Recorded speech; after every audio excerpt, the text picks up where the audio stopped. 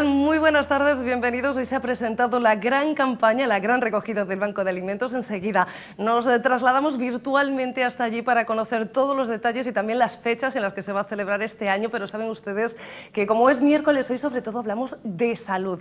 Enseguida, salud bucodental, pero antes salud mental. Y para hablar de ello tenemos con nosotros a Rafael Sant Andreu. Rafael, ¿qué tal? Muy buenas tardes. Buenas tardes. Autor de muchísimos libros, pero este último que tengo en mis manos es el que está promocionando el método para vivir sin miedo. Ahora hablamos de cuál es este método, pero antes les explico el Sant Andreu, que luego me dices que efectivamente si no marcamos los presentadores la T, la gente no te encuentra en redes. Exactamente, Sant Andreu, porque es un nombre catalán. Fíjate que Sant Andreu significa San Andrés, Sí, en realidad, correcto. ¿no? Pero sí, es Rafael Sant Andreu todo junto. Bueno, yo no me creo que no lo encuentren porque él no solamente tiene redes sociales, tiene canal de YouTube, es colaborador habitual de la cadena SER, lo vemos en cientos de medios, bueno, cientos igual es una exageración, en muchos medios de comunicación constantemente. ¿Cuántos seguidores tienes, Rafael? Son muchos. Bueno, muchos, la verdad es que sí, porque... Y más últimamente, desde que estoy hablando del miedo agudo, de los ataques de pánico y el TOC, porque muchísima gente tiene ataques de pánico y tiene TOC en España. Mira, yo te diría que entre las dos cosas, un 20% de la población, que es una barbaridad porque el miedo agudo puede ser muy paralizante, puede arruinarte la vida y entonces, como lo tiene últimamente tanta gente, es verdad que la gente necesita ayuda, orientación sobre esto y sí, y bueno, muchos hacen bien en acudir a terapias y a soluciones contrastadas, ¿no? Como las que se explican en el libro. Bueno, siempre que tengamos una crisis o un problema, lo importante es acudir a terapias, acudir a los profesionales. A mí lo que más me preocupa no es el dato del porcentaje de personas que sufren miedo agudo, como ese dato y esa progresión, y es que cada vez hay más. Sí, cada vez hay más, seguramente porque hacemos la vida cada vez la hacemos más compleja. Hay mucha autoexigencia, porque la peor exigencia es la que te crees tú. Debo hacerlo todo bien, y si no soy un fracaso de la peor especie. Entonces, en realidad eso mete mucha presión y hace que la gente, que seamos más vulnerables a caer en trampas mentales como los ataques de pánico o el TOC. ¿En qué momento tú te das cuenta, nosotros nos damos cuenta o nos tenemos que dar cuenta que ese proceso de ansiedad que creemos normal se ha convertido en un proceso de ansiedad agudo, en un miedo y que puede seguir evolucionando? Hombre, si tú ves que la gente que tienes alrededor no tiene esos miedos en absoluto, que los considera hasta irracionales, ahí ya tienes que hacértelo mirar. Por ejemplo, la hipocondría, ¿no? En este libro sale un testimonio de hipocondría que es el de Francesca. Fíjate que Francesca es una chica de Andorra que ella estaba preocupada por si podía tener un tumor, un cáncer, todos los días, todos los días. Iba al médico, le decía que estaba bien, pero seguía con la preocupación. Claro, esto no es normal, ¿no? Ella veía que su marido no tenía esta preocupación constante. Entonces Francesca explica que la cosa se complicó mucho cuando nacieron sus dos niños pequeños, ¿no? Porque hizo lo que hacen muchos hipocondríacos, que es trasladar la hipocondría a sus hijos. Entonces, ella, fíjate lo que cuenta, que por las noches no podía evitar, cuando los bañaba en la bañera, palparles a ver si tenían tumores. Tú imagínate cómo era la vida de Francesca, un horror. Bueno, Francesca ahora está totalmente bien. Hizo un trabajo de desprogramación, de desensibilización de ese temor, duro, porque se llama terapia de exposición lo que hay que hacer. Hay que exponerse, por ejemplo, ella se exponía pensando que efectivamente cada día, visualizando que sus hijos morían de tumores. Ella cuenta que al principio lloraba, haciendo este ejercicio lloraba, incluso vomitó algún día, pero se estaba desensibilizando. Y ahora es una persona normal, Francesca. Francesca ahora... Yo le pregunto también, oye, ¿y si tuvieses una enfermedad? Y dice, mira, ahora estamos sanos, vamos a aprovecharlo. ¡Wow! ¿La sobreexposición no puede llegar a producir un bloqueo? ¿De qué manera tenemos que sobreexponernos para que pueda ser, entre comillas, sano? Claro, mira, la exposición la tienes que hacer, primero, programada, todos los días, de manera intensa y con total aceptación, ¿no? Cuando se hace de esa manera, se produce una desensibilización de manera natural, ¿no? Pero la tienes que hacer de esta manera. Tienes que hacerla diariamente y con la determinación de llevarla hasta el final, hasta que te desensibilices del todo. Porque si lo haces a medias, bueno, es posible que no lo arregles y encima aumente un poco el miedo. Hay que hacerlo bien, ¿no?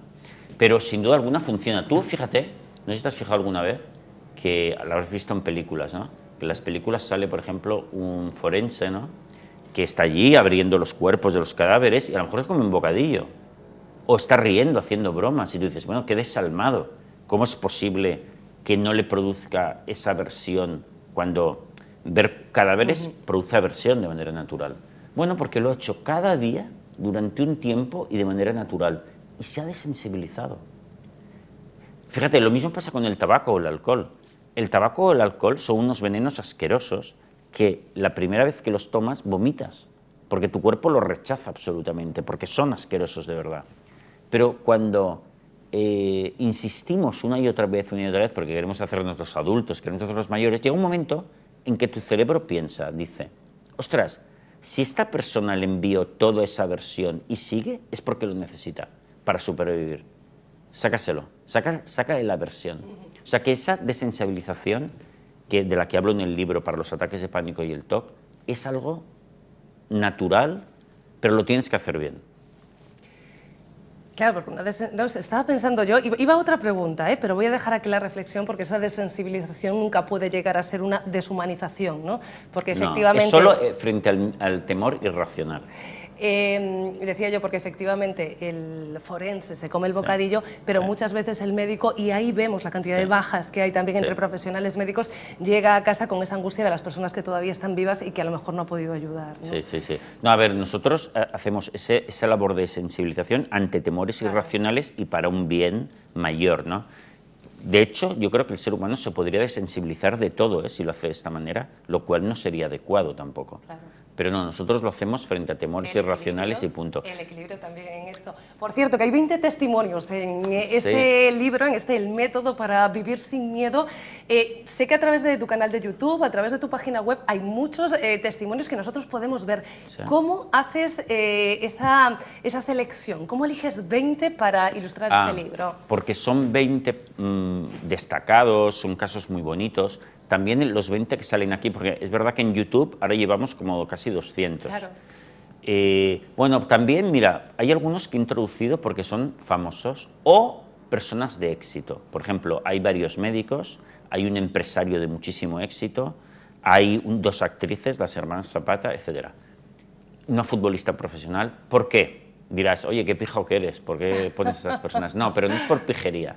Es porque a veces tenemos la idea de que si tú caes en una trampa mental eres débil. No, mira, aquí tienes personas de súper éxito que cayeron y no eran débiles, al revés, eran súper listos, súper fuertes, súper capaces, pero en una trampa mental puede caer cualquiera y si sales todavía te harás más fuerte y más feliz. Y eso ha sido uno de los criterios, ¿no? Por ejemplo, las hermanas Zapata son, para quien no lo sepa, son las actrices gemelas que salen en First Dates, que hacen de camareras. Fíjate qué cosa más curiosa. Las hermanas Zapata tenían un TOC el mismo, porque el TOC sí que tiene un componente hereditario genético. Entonces, ellas tenían un TOC de comprobación, tenían que comprobar todo en su vida. Fíjate que Marisa Zapata, una de las gemelas, dice que ella estaba tan mal que se autoingresó en un hospital psiquiátrico porque no podía más, de la ansiedad, no podía más. Bueno, pues en una terapia de 8 meses, esta terapia de exposición de la que hablamos, están completamente bien. ¿Cuándo empezamos o cuándo han empezado estos testimonios a notar a través de esa terapia las primeras mejorías? Bueno, mira, la terapia media o autoterapia media puede durar alrededor de 6 meses, yo diría. Hay gente que tarda menos, poca, hay gente que tarda más, 1 año, incluso hay un caso que tardó 3 años, pero 6 meses es el tiempo medio. Y yo creo que si lo haces muy bien, empiezas a notar mejoría a partir de la segunda semana, la tercera semana. Ya empiezas a notar mejoría. Tendrás recaídas, subidas y bajadas, y más o menos la gente soluciona hasta casos súper fuertes de ataques de pánico, de TOC. Por ejemplo, hay un caso de una persona de María José, de Alicante, que tuvo ataques de pánico diarios durante 30 años, desde los 20 hasta los 50. Tomaba 8, 9, 10 tranquilizantes cada día. Bueno, pues está completamente bien. María José es de las que tardó más, tardó 3 años, porque primero tuvo que superar, tardamos 1 año en que superase la adicción que tenía a los tranquilizantes, junto con su médico. Fuimos dejándolo muy poco a poco y después él. Pero fíjate, incluso casos de personas que su hábito, su mente producía miedo de manera muy automática, haciendo este trabajo de sensibilización, están curadas. Con lo cual, esto te indica que el cerebro es súper plástico. Rafael, que estás presentando este libro, ¿dónde vamos a poder verte y seguir escuchándote? Porque aquí en la tele el tiempo es limitado. Bueno, hoy haremos una presentación del libro, una charla daré con Faro de Vigo, ¿Sí? Y es a las 8. En el Club Faro a las 8 de la Faro tarde. de en el Vigo, Auditorio del está todo el Bajo. mundo invitado. Seguro que vendrá mucha gente, porque últimamente en las presentaciones que doy viene gente que ya ha superado y da su testimonio allí también. Es muy bonito. Y por cierto, claro, esto era una pregunta. ¿Podemos acercarnos al método a través de este libro o mejor escoger primero el anterior? Sí, pues las dos cosas, ¿eh? La verdad es que si alguien tiene estos problemas, estará bien que lea los dos, Sin miedo y El método para vivir sin miedo, que es como una extensión. Si simplemente quieres saber más cómo funciona la mente, cómo funciona el miedo y tal, puedes leer El método para vivir sin miedo independientemente. O sea. Pues Rafael Santandreu, muchísimas gracias, de verdad. Ha sido un placer. Y a ustedes, no se me muevan porque enseguida continuamos hablando de salud, pero antes nos acercamos con Leticia Francisco al Banco de Alimentos. Es el buque insignia de la entidad, así definen desde el Banco de Alimentos a la gran recogida, campaña que año tras año, un mes antes de las fechas navideñas, se pone en marcha en supermercados de todo el país con el objetivo de que se donen alimentos. Tras la reducción de las ayudas europeas que afectaron especialmente a la financiación de la leche y el aceite, el Banco de Alimentos ha sido golpeado en este último año por la inflación y aquí en Vigo lo han notado. Hemos notado una cierta bajada de donaciones y de recepción de mercancía, pero bueno, entre lo que se recogió el año pasado, las donaciones que hubo y demás, repito, hemos de alguna manera mantenido un poco el tipo. La ilusión está puesta en esta campaña, explica el presidente del Banco de Alimentos, Iván Martínez, con la cual esperan superar esa cifra de donación de 2022, 350.000 kilos, y para la que necesitan 1.800 voluntarios. En este año son 40 los colegios de toda la provincia los que también participan. Concienciar y sensibilizar a los escolares, otro de los objetivos. Cada uno vive un poco en la burbuja de su familia, y si su familia no tiene problemas económicos, pues ellos apenas no saben que existe, o puede ocurrir que no sepan que existe ese problema. Entonces, por un lado, sensibilizarles, informarles de que hay un problema social, informarles de que hay una necesidad de solidaridad. La campaña, que tendrá lugar los días 24 y 25 de noviembre en supermercados de toda la provincia, contará también con un padrino o madrina de excepción, nombre que conoceremos próximamente. Pues ya ven cuántas incógnitas tenemos en Vigo, que cuando se van a encender las luces, que quién va a ser el padrino del Banco de Alimentos. Saben que normalmente suele ser un personaje famoso, normalmente del mundo de la televisión o del cine, y muy solidario, que es capaz de trasladar el mensaje del Banco de Alimentos más allá de nuestras fronteras, por lo menos las de Vigo. Como les decía, pendientes de ese nombre, del padrino del Banco de Alimentos, vamos a hablar ahora de salud bucodental. Clínica Dental Cedobaz patrocina esta sección. Algo que hacemos, como siempre, con nuestro dentista de cabecera, Cristian Docampo. ¿Qué tal? Muy buenas tardes. Hola María, ¿qué tal? Yo muy bien, aprendiendo mucho, como siempre hago en este programa, con grandes profesionales como los que nos llegan de la Clínica Cedobaz, y hoy con consejos sobre, o más bien sobre causas, consejos y prevención sobre el sangrado de encías.